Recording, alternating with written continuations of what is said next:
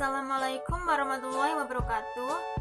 Perkenalkan, saya Mila Rindi Lestari, NIM C1B019017, Prodi Manajemen Universitas Jambi. Baiklah, di sini saya akan mempresentasikan sebuah materi yang berjudul pajak, yang berisi tentang pengertian hukum pajak, alasan pemerintah memungut pajak, teori pajak, dan asas pajak. Langsung saja saya akan menjelaskan.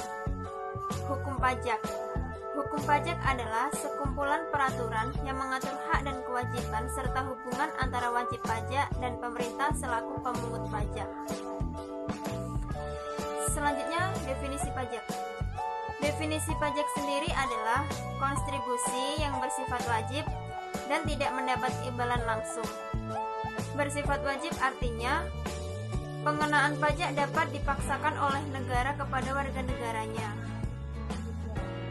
Sedangkan tidak mendapat imbalan langsung, berarti bahwa mereka yang telah membayar pajak tidak akan merasakan manfaatnya secara langsung. Di sini saya mengambil dua pendapat ahli. Yang pertama, Santoso Brotodihardjo. Menurut beliau, hukum pajak merupakan aturan-aturan yang meliputi wewenang atau hak pemerintah dalam mengambil kekayaan seseorang dan memberikannya kembali ke masyarakat melalui kas negara. Yang kedua ada Bohari. Pendapat senada juga dituturkan oleh Bohari. Menurutnya, hukum pajak merupakan kumpulan peraturan perundang-undangan yang mengatur rakyat selaku pihak yang membayar pajak dengan pemerintah selaku pemungut pajak. Selanjutnya, alasan pemerintah memungut pajak. Alasan mengapa pemerintah memungut pajak, ada dua prinsip dasar kenapa negara memungut pajak. Yang pertama, benefit principle, bahwa karena warga negara memperoleh keuntungan dari negara, maka negara diperbolehkan memungut pajak kepada warga negaranya. Negaralah yang membangun fasilitas yang dapat digunakan oleh masyarakat luas. Negaralah yang memberikan pelayanan publik kepada masyarakat. Untuk keperluan membiayai pengeluaran negara tersebut, diperlukan sumber dana yang memadai. Prinsip yang juga menjadi dasar negara memungut pajak adalah ability to pay taxation principle, yang bahwa negara memungut pajak harus berdasarkan kepada kemampuan masing-masing individu warga negara. Warga negara yang mempunyai kemampuan lebih, maka membayar pajak lebih besar daripada mereka yang mempunyai penghasilan lebih kecil. Namun demikian, pemungutan pajak oleh negara tidak dapat dilakukan secara semena-mena. Selain harus berdasarkan undang-undang, pemungutan pajak juga harus mempertimbangkan keadilan. Artinya bahwa semua warga negara memperoleh perlakuan yang sama dalam undang-undang perpajakan. Pajak juga dapat digunakan sebagai alat untuk menciptakan keadilan. Selanjutnya, teori pemungutan pajak. Teori pemungutan pajak ada 5. Yang pertama, teori asuransi. Menurut teori asuransi, pembayaran pajak diibaratkan seperti membayar premi dalam perusahaan asuransi dengan harapan mendapatkan perlindungan dari kejadian tidak terduga di masa yang akan datang. Yang kedua, teori kepentingan.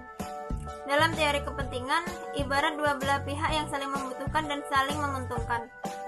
Negara harus melindungi harta dan jiwa masyarakat agar kepentingannya terlaksana dengan baik.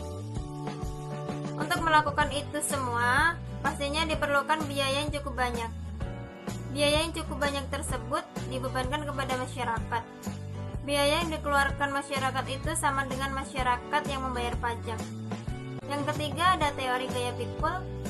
Dalam teori gaya pikul, pajak yang harus dibayar oleh masyarakat harus sesuai gaya pikul dan ukuran yang sesuai dengan pengeluaran dan penghasilan, baik perorangan atau sebuah badan usaha. Gaya pikul yang digunakan untuk membayar pajak akan muncul apabila kebutuhan primer dari individu sudah terpenuhi. Jika individu masih belum memiliki penghasilan atau penghasilannya masih di bawah PTKP, penghasilan tidak kena pajak, maka belum memiliki kaya pikul. Yang keempat ada teori bakti. Teori bakti mengatakan jika suatu negara memiliki hak mutlak untuk mengambil pajak dari rakyat, maka rakyat sudah memahami bahwa membayar pajak merupakan sebuah kewajiban dan tanda bakti kepada negara. Hal tersebut dilakukan agar sistem pemerintahan negara bisa terus berjalan dengan baik. Rakyat sudah mulai mengerti bahwa pajak yang dibayar akan dikelola pemerintah untuk banyak hal seperti membangun infrastruktur. Teori yang kelima, teori daya beli. Teori daya beli ini sangat erat berkaitan dengan kemampuan masyarakat saat melakukan transaksi jual beli. Masyarakat yang banyak dengan kebutuhan yang berbeda-beda tentu membutuhkan berbagai barang untuk memenuhi setiap kebutuhannya. Pada transaksi jual beli, jenis pajak yang dikenakan adalah pajak PPN atau pajak pertambahan nil dan PPNBM, pajak penjualan atas barang mewah. Jadi semakin mewah dan semakin mahal barang yang dibeli masyarakat, maka nominal pajaknya semakin besar pula. Selanjutnya, asas memungut pajak. Asas memungut pajak ada 3. Yang pertama, asas domisili. Asas domisili berarti negara dapat menarik pajak sesuai tempat tinggal. Istilah domisili telah diterima wajib pajak. Para wajib pajak yang berdomisili di suatu tempat akan dikenai pajak sesuai ketentuan di mana wajib pajak berdomisili.